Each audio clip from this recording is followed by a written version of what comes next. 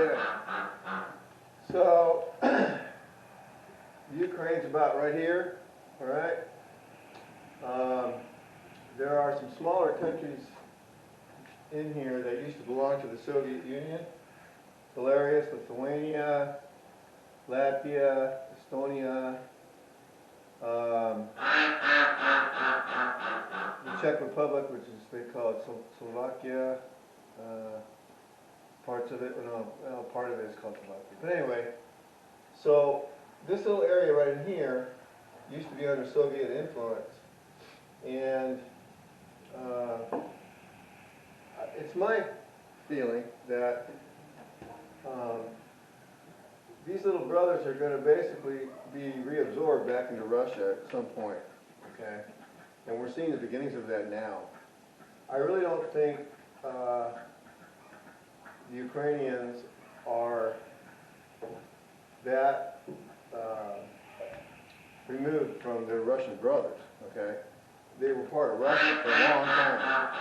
And there are some factions in it that are not too happy with the way things used to be in Russia. But things are different, and I think that they're going to see the writings on the wall, and maybe they ought to go back to Big Brother's house, okay? The United States is, well, there's a term in the Bible called confusion of faith, and I believe that's what's occurring in the United States right now. There's a myriad of problems that we have, and these guys are just reacting to what they're seeing going on over here, but they're also, to me, they're pushing some agenda, and I think that these guys have just about had it with that. And not only them, but I've been kind of keeping track of what's going on over there. And the European nations that are part of NATO are also not too happy, I don't think, with the United States right now, because they're poking the bear quite hard. And the Europeans are like, we don't want a gigantic war right now. Things are hard enough with the COVID and all this stuff, and you're starting to see a little fracturing of the NATO union going on, and I think that at some point, you know, that sword he's pulled out now has got everybody shook up pretty good. So I think they're rethinking their positions a little bit, and there may be something come out of that changes the look of Europe a bit. Now we're sending all kinds of gear over there, and I think that well, the Russians are going to say thank you very much eventually, because a lot of that gear that's over there is sitting about right here, okay? And if these guys go back home to Brother's house, well, so is all that gear and all that hardware that the taxpayers of the United States have paid for. So I would look for some kind of scenario like that possibly to happen. I just heard also recently, today, as a matter of fact, that the Russians have allowed the Iranians to land a plane full of all kinds of arms on a base that the Russians have in Syria. And that probably didn't go over too good with the United States and Israel, but the Israelis can't do anything about it because it's a Russian base. So it's like, does Israel want to, you know, do as they've previously done with Iranian goodies, and that's blow them up? I don't think so, not when they're on a Russian base. So that little story is developing. And there's a place right here called Riyadh. I believe it's called Riyadh in Bahrain. Anyway, we have a base there. The United States has a base right there. And it's a staging area for operations in this region, okay? We sent out over 22 ships the other day as a reaction to what the Russians were doing. Now the Russians, I believe that what they're doing here is they're using this as a smokescreen for future operations.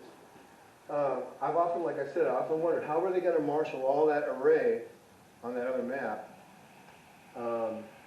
without, you know, bringing up red flags everywhere that, hey, what are you guys doing, you know? And they're making it look like it's possibly involved with the Ukraine. But the problem with that theory is that the Chinese are ramping up their stuff as well. You got to look at who else is oiling their swords right now. The Iranians, the Russians are sending stuff to Venezuela and in through the Central American countries right now. They popped a submarine out here in the Atlantic, not far from the coast, last week, and it was a Borai class, which is a very big boomer. I think it's close to 600 feet long, and it carries 16 nuclear missiles, which they could carry upwards of, about 10 nuclear warheads each. So that's, you're looking at 160 warheads just on one boat. And they've got 3 or 4 of those boats that are brand new, spanking, beautiful submarines. And then they've got also a lot of their other submarines that they've had for years. Their Yankee class, or Delta class, or Delta 1, 2, 3 class. And there's a lot of those. I mean, I think the Russians have more submarines than anybody else in the world.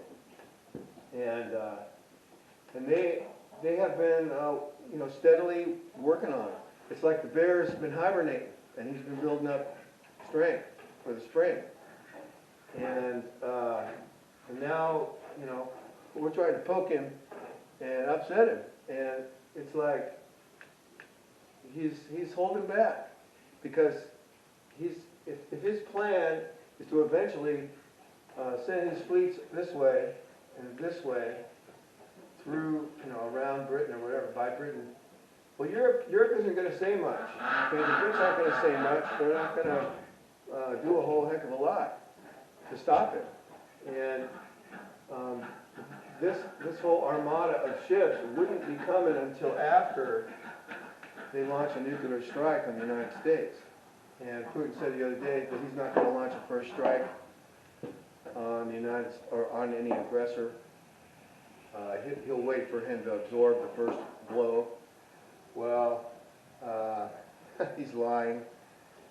So, because this has been planned out for a long time. I mean, the Russians and the Chinese are buddy-buddy, and they've been buddy-buddy for a long time, and they made this agreement a long time ago.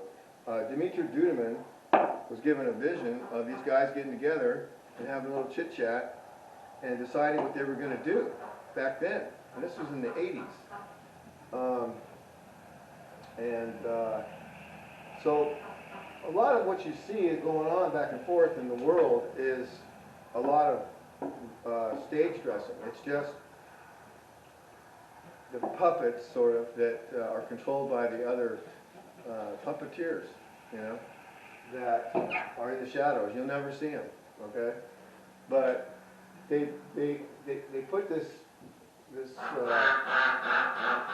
production out there for public consumption to go through motions of, you know, voting and things like that to get everybody, keep everybody kind of mellow. So,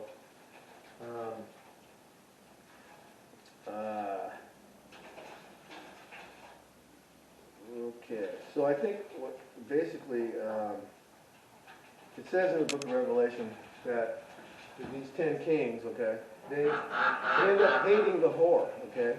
Now, Dmitry, among others, was told that the United States of America is the whore of Babylon, Mystery Babylon. So these countries are going to hate the whore. Now, I often wondered why. Are they going to hate the United States? Because, gosh, the United States has done a lot of good, blah, blah, all this good stuff. Well, what the United States has done also, in the recent, the last 60 years or so, is projected sort of a imperialistic stomp on your butt if you don't do what we tell you kind of thing going on. And there's been a lot of proxy wars, you might say, and then direct wars like Vietnam and Iraq, and these have really not done any good for anybody. And it destabilized the whole Middle East for sure. And the reasons that they're doing some of this kind of stuff that's going on, only their handlers really know, but oil plays a big part of it. And the slave trade, the drug trade, opium trade, a lot of different factors factor into all this. So, the Lord is going to use Russia as a hammer to smash, and China, and a couple other countries in here, as I stated in my earlier brief,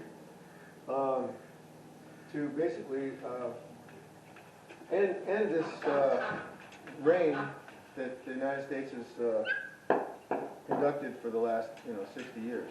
So I'm going to take a break right now.